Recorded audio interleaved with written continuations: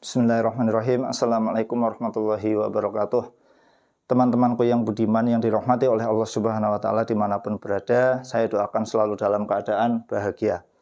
Oke, ketemu lagi dengan channel Muhammad Saifuddin. Pembahasan ini kemarin telah selesai mengenai pembacaan kitabnya, ya. Walaupun mungkin masih banyak yang belum paham, ya, karena pembahasannya, materinya masih belum sampai. Nanti kalau pembahasan sudah sampai, ya insya Allah bisa mengikuti. Makanya bertahap.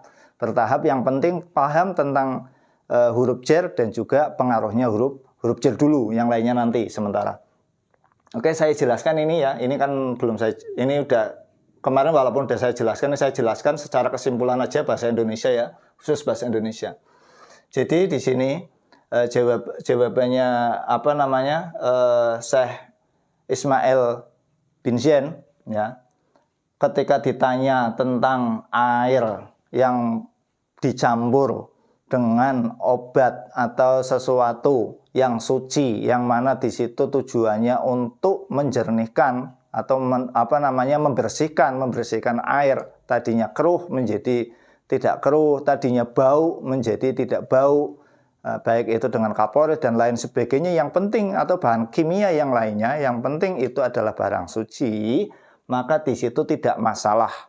Dalam artian air tersebut tetap suci dan mensucikan walaupun berubah sifatnya. Yang penting masih disebut, misalnya contoh, masih disebut air ya, masih disebut air. Misalnya yang sering misalnya air PDAM. Itu kan kadang-kadang rasanya atau baunya udah berubah seperti kaporit kan, sedikit-sedikit. Tapi orang menyebutkan tetap itu adalah air, bukan kaporit. Atau di sumur kita campur dengan air, dengan terawas di situ ya.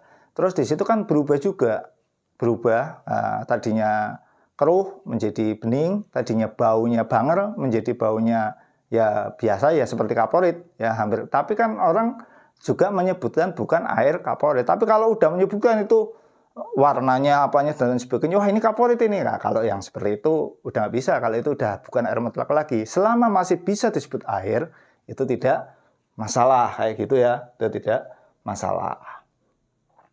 Dengan syarat seperti kemarin, tidak ngakal-ngakali atau tidak merekayasa. Merekayasa itu maksudnya airnya yang tadinya tidak suci, alias di situ air mutanajis misalnya, ya, air mutanajis yang aslinya memang tidak suci dan mensucikan. Aslinya, kalau tadi kan air aslinya suci dan mensucikan, ini aslinya tidak suci mensucikan, direkayasa.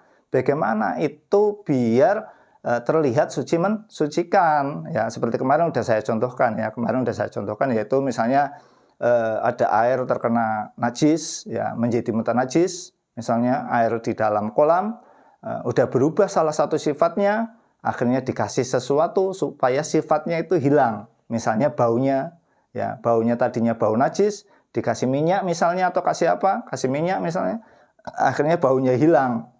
Nah, itu tetap tidak bisa suci dan mensucikan, itu namanya merekayasa.